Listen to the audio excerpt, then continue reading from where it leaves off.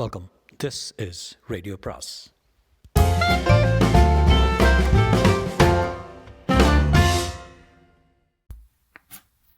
அனைவருக்கும் அன்பு வணக்கம்.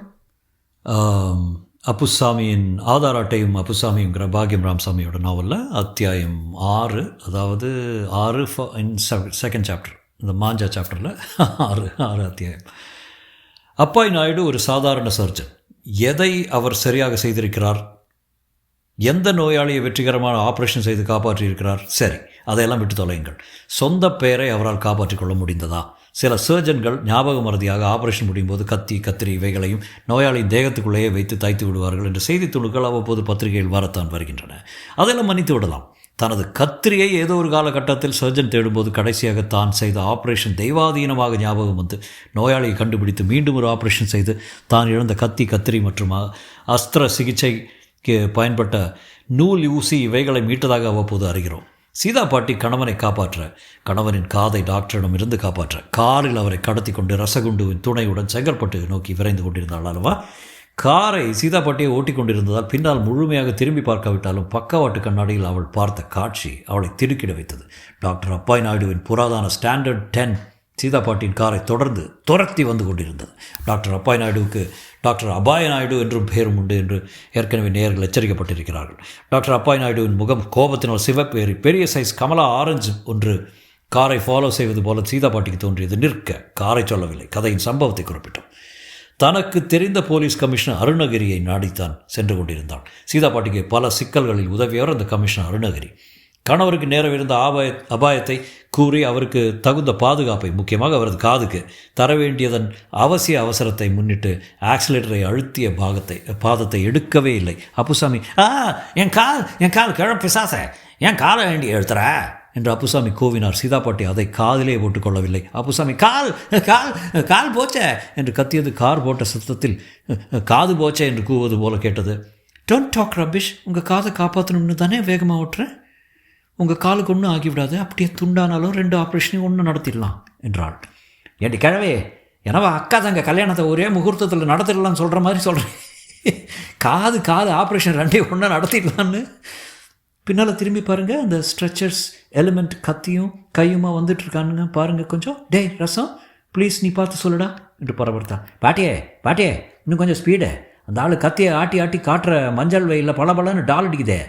சலூனில் புது பிளேடு போட்டு ஷேவ் பண்ணுற மாதிரி தாத்தாவுக்கு புது கத்தி எடுத்துருக்கிறான் போல இருக்குதே. அதெல்லாம் சரியே, புது கத்தி வாங்குறதுக்கெல்லாம் துட்டு இருக்குது, ஐயாவோட கமிஷனை தர துட்டு இல்லையா என்று படத்தவன் டப்புன்று கரண்ட் போன சினிமா காட்சி மாதிரி அப்ரப்டாக நிறுத்தி கொண்டு விட்டான்.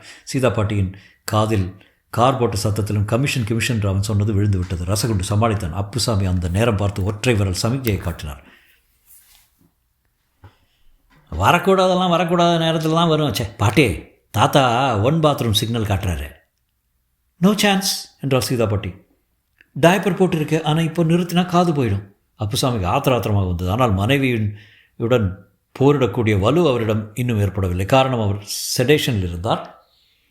ஆப்ரேஷனுக்காக டாக்டர் அப்பாய் நாயுடு தயார்படுத்தி வைத்திருந்தார். அந்த மயக்கம் இப்போது கார் சென்ற வேகத்தில் வீசிய ஜில் காற்றினால் தெளிந்து அப்புசாமி பூர்ண விழிப்பு அடைந்தார். சீதா, புஷ்பராதம் ஏன் இவ்வளவு வேகமாக போகுது? சொர்க்கத்துக்கு இன்னும் எத்தனை கிலோமீட்டர் இருக்குதான்? மீட்டருக்கு மேலே 1 பைசா கூட கொடுக்கக்கூடாது. என் காலை கொஞ்சம் விடுடே, நான் உனக்கு கைவிட மாட்டேன். என் காலை விடு, எங்கும் ஓடிவிட மாட்டேன். சொர்க்கத்துக்கு போகும்படி ஜோடியாக தானே போனேன் என்றெல்லாம் பேச ஆரம்பித்தார்.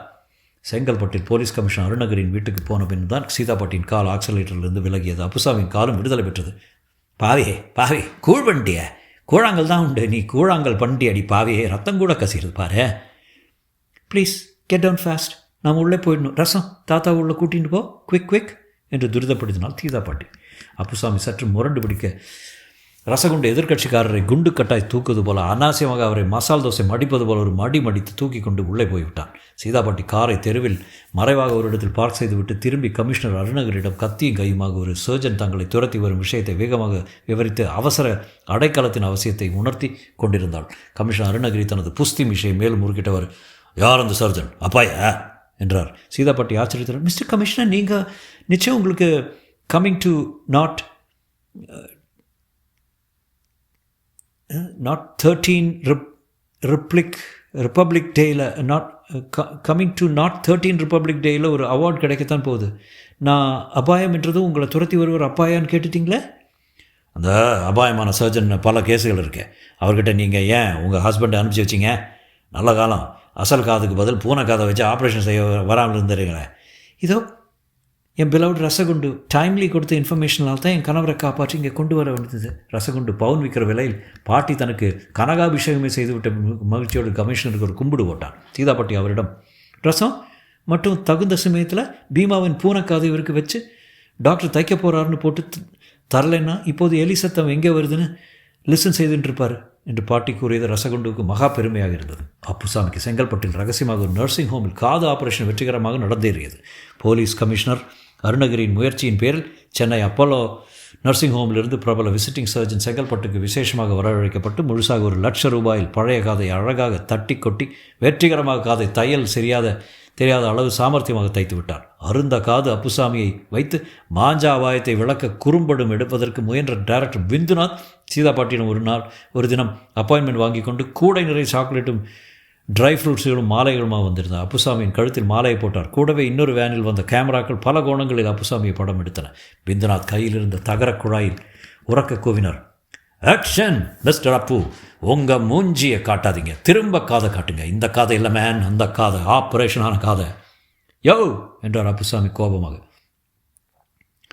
நானும் பெரிய சினிமாலாம் நடிச்சிருக்கேன்யா, சும்மா ஓட்டாதீர, நான் பாட்டுக்கு போய்க்கினே இருப்பேன், புரிஞ்சுக்கோ ப்ளீஸ். அப்புசாமி சார், கோபம் வேண்டாம். ஃபைனான்சியர் கோபம் உங்களோட இதை பெருசு, அவருக்கு நான் பதில் சொல்ல வேண்டாமா? யாவன் அது ஃபைனான்சியரை என்று சீரனார் அப்புசாமி. ஒரு லவ் சீன் கிடையாது, டான்ஸ் கிடையாது, கவர்ச்சி நடிகை கிடையாது. என்னங்கய்யா வரட்டு படம், எனக்கு நடிக்கவே பிடிக்கல. உங்கள் ஃபைனான்ஸு யாரையா, பஞ்ச பரதேசியா? அப்புசாமி ஆர்ப்பாட்டம் பண்ணினார். துட்டுக்கிட்டு தான் வரவில்லை, உதாராவது காட்டலாமே என்ற அபிப்பிராயம் அவருக்கு. யாரையா உங்கள் ஃபைனான்சியரு? டியர் மீ என்ற ஒரு ஃபைனான்சியர் அறையிலிருந்து வெளியே வந்தால் சீதாபாட்டி. நான் தான் அந்த ஃபைனான்சியர். அப்புசாமிக்கு ஆனந்த அதிர்ச்சி. சீதே, நீ ஏன் படம் எடுக்கிற? வாயை பிளந்தார். கணவனுடைய காது அருந்தாலும் ஒரு பயனுள்ள விஷயத்துக்கு அந்த சம்பவம் பயன்படுத்தும் என்ற நோக்கில் சீதாபாட்டியை டைரக்டர் பிந்துநாதை கொண்டு மாஞ்சா அபாயத்தை விளக்கி ஒரு குறும்படம் தயாரித்து முடித்து விட்டார். அப்புசாமி நெகிழ்ந்து போய்விட்டார். மனைவியின் காலில் விழாத குறையாக அவளுக்கு 30 சென்டிமீட்டர் தூரம் வரை உணர்ச்சி பெருக்கால் அடித்து செல்லப்பட்டவர் நல்ல காலம் மோதிக்கொள்ளும் பிரேக் போட்டு தன்னை நிறுத்தி கொண்டார். சீதே, என் மீது உனக்கு எவ்வளோ பதிபக்தியே, உன் மீது எனக்கு அதில் பாதி பக்தியே. என்னையே கதாநாயகனை போட வச்சு எனக்கு தெரியாமலே மறைமுகமாக என்ன கொண்டு ஒரு வெற்றி படம் தயாரித்துட்டே. அவரது கண்களை மிக க்ளோஸ்அப் ரேஞ்சில் யாராவது பார்த்திருந்தால் அதில் நன்றி கண்ணீர் திரளுவதை கண்டிருக்கலாம். சீதாபாட்டியின் பாமு கழகம் திருவிழா கோலம் பூண்டிருந்தது.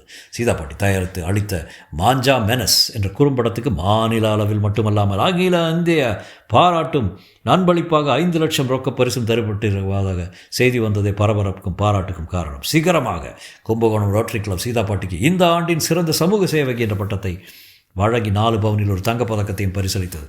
தன்னை பற்றி யாரும் பாராட்டதால் அப்புசாமி உருண்டு உட்கார்ந்தது. அவர் எதிரே சுட சுட வாழைக்காய் பஜ்ஜி ஆவி பிரிந்து கொண்டிருந்தது. தாதா, நீங்கள் உங்கள் வீட்டில் பஜ்ஜி சாப்பிடலாம், உங்கள் வீட்டு பஜ்ஜி ஒன்றும் பண்ணாதே என்றான் ரசகுண்டு கை நிறைய பஜ்ஜியுடன். மியாவ் என்று எங்கிருந்தோ குரல் கொடுத்தது பீமாராவின் பூனை. அதற்கும் ஒரு பஜ்ஜி வேண்டுமாம். தொடரும்.